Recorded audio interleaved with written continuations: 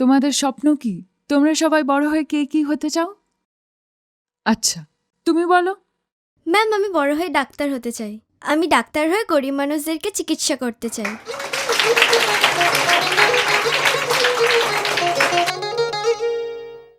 আরে বাইরে প্রচুর কাজ। হোমের আয়া, বাবুদের বাচ্চাদের দেখাশোনা করা, আর খাওয়া দাওয়া, বিয়ে বাড়ির খাবার, বিয়ে বাড়ি। আমার মেয়েটাকে যদি কোনো একটা ভালো কাজে দেওয়া যায়। ওসব হয়ে যাবে, হয়ে যাবে। আমার বাইরে প্রচুর চেনাশোনা। কিরে, শহরে যাবি? দেখবি কিরম সুন্দর জীবন।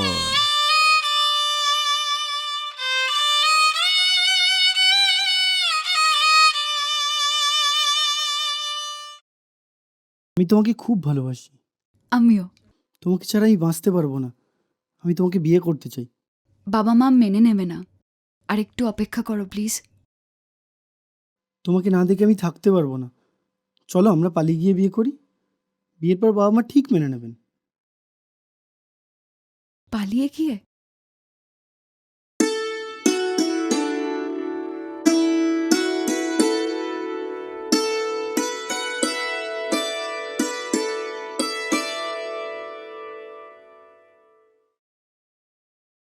সব স্বপ্ন সত্যি হয় না। অনেক সময় স্বপ্নগুলো ভেঙে চুরমার হয়ে যায়। জীবনের চোরাবালিতে হারিয়ে যাই আমরা। তারপর শুরু হয় এক কঠিন যাত্রা।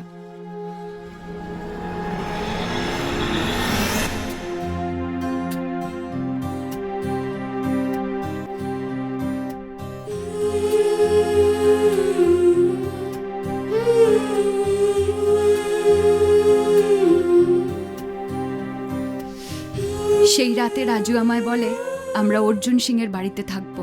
আমিও বিশ্বাস করেছিলাম ওকে।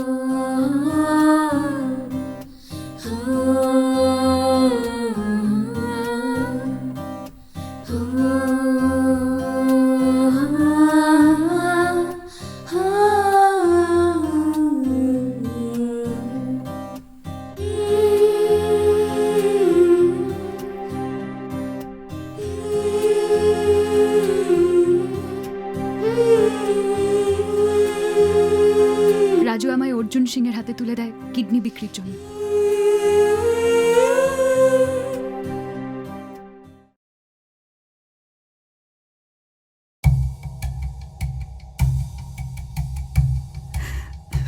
প্রতিদিন সূর্য ওঠে, অন্ধকার কেটে যায় আস্তে আস্তে।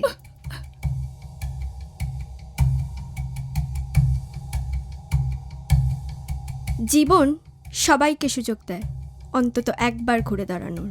লড়াই চালিয়ে যেতে হয় অন্ধকার থেকে আলোর পথে।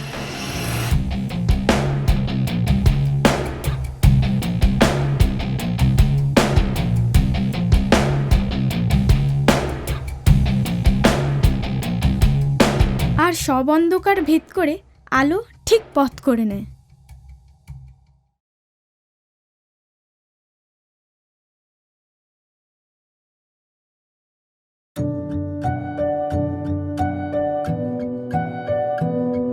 আমরা পাচার চক্রের হাত থেকে বেরিয়ে এসেছি। এই জীবনের ইতিবাচক যাত্রায় আমাদের সাহায্য করেছেন পুলিশ প্রশাসন এবং এনজিও কর্মীরা। আমাদের প্রত্যেকের পাচার হয়ে যাওয়ার পদ্ধতি আলাদা, কিন্তু আমরা সবাই এক, কারণ আমরা পাচারের শিকার নয়, আমরা সার্ভাইভার্স। আমরা কেউই কোনোদিনও ভাবতে পারিনি যে আমরা আমাদের অন্ধকার জীবন থেকে বেরিয়ে আসতে পারবো। গল্পটা কিন্তু সেই অন্ধকার থেকে আলোয় উত্তরণের।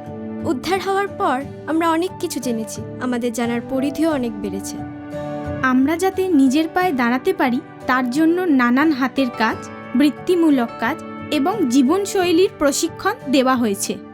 জীবনের চূড়ান্ত বিশ্বাসঘাতকতার শিকার হয়ে আমরা অনেকেই বাঁচার ইচ্ছেটা হারিয়ে ফেলেছিলাম। মানসিক সাহস জুগিয়েছে এনজিও দাদা দিদিরা, বন্ধুর মতো পাশে দাঁড়িয়ে নতুন জীবন দিয়েছে আমাদের। আমাদের পরিবারকেও আমাদের ওপর ঘটে যাওয়া অন্যায়ের কথা, অত্যাচারের কথা বোঝানো হয়েছে, যাতে আমরা সমাজের মূল স্রোতে ফিরে আসতে পারি।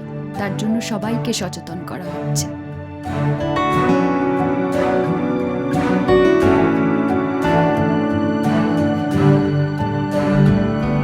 আমাদের অপরাধীদের শাস্তি নিশ্চিত করতে আইনি ব্যবস্থা পাকা করেছে পুলিশ।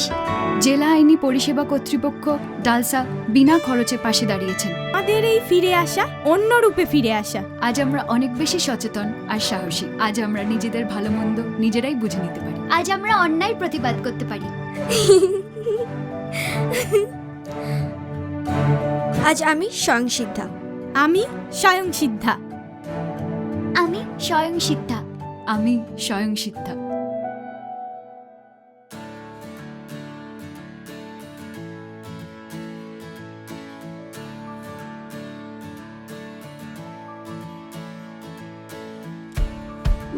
সকলে ফিরবো বলে গড়ছি সকাল, ভাঙড়ে পাহাড় সব অনাচার খোলরে দুয়ার, নিয়ম মানা পাখিরা আজ উড়ছে সুদূরে। এভাবে কাল গড়ব সকাল নতুন রোদ্দুরে।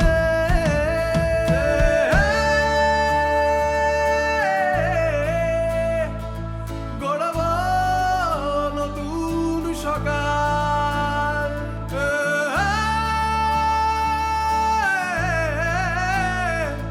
গড়ব নতুন সকাল।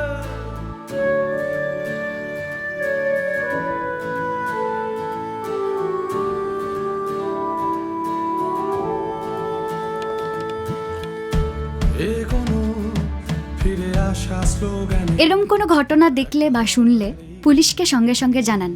আজ আমিও স্বয়ংসিদ্ধা দলের সাথে। আসুন মানব পাচার মুক্ত সমাজ গড়ে তুলি। আজ আমরা সবাই স্বয়ংসিদ্ধা হয়ে উঠি। সচেতন হন, আর যেন কারুর জীবনে অন্ধকার নেমে না আসে। আজ আমিও স্বয়ংসিদ্ধা দলের সাথে। আজ আমরা সবাই স্বয়ংসিদ্ধা দলের সাথে। আসুন একা থেকে এক হই।